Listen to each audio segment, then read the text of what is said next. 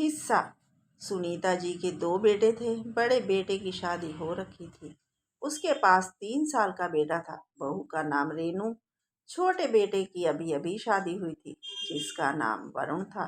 वरुण की पत्नी का नाम अंजू था।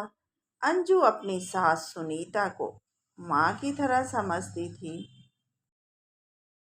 बड़ी बहू रेनू भी सुनीता जी की बहुत इज्जत करती, लेकिन जब से छोटी बहू अंजू आई थी, रेनू में थोड़ा थोड़ा बदलाव आने लगा था।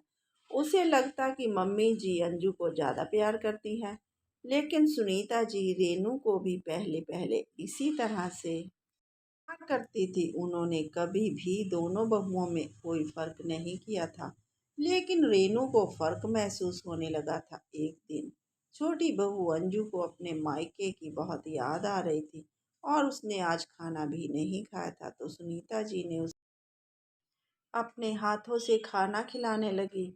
जिससे बड़ी बहू रेनू ने देखा और अपने पति अरुण से जाकर कहने लगी कि मम्मी जी को छोटी बहू अंजू के सिवाय कुछ नहीं दिखता। हर वक्त अंजू अंजू करती रहती हैं और आज तो हद ही हो गई।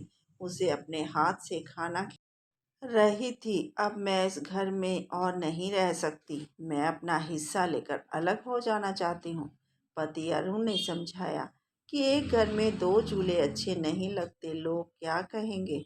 और माँ कभी फर्क नहीं करती। अंजू ने अभी नई नई आई है, इसलिए तुम्हें ऐसा लग रहा है। लेकिन रेनू समझना नहीं चाहती थी।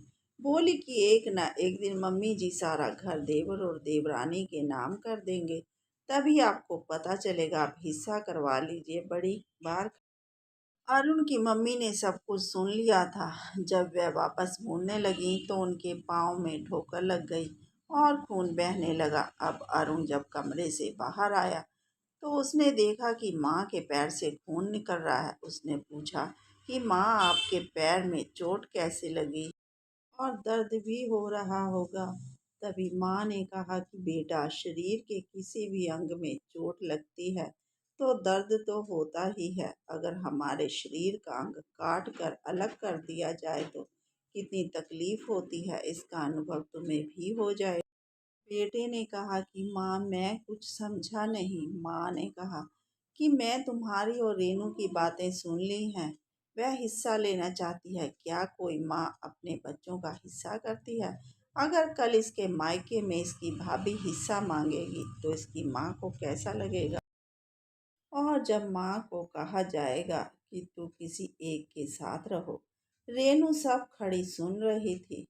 अब उसे अपनी गलती का एहसास हो रहा था। उसने कहा कि मम्मी जी, मुझे माफ़ कर दो। आज के बाद मैं कभी भी घर के हिस्से नहीं करवाऊंगी। और फिर उसने अपनी देवरानी को गले लगा लिया और कहा कि आज से हम दोनों बहनों की तरह रहेंगी और कभी भी किसी को तकलीफ नहीं देंगी। इस तरह दोनों देवरानी जेठानी प्यार से रहने लग गईं।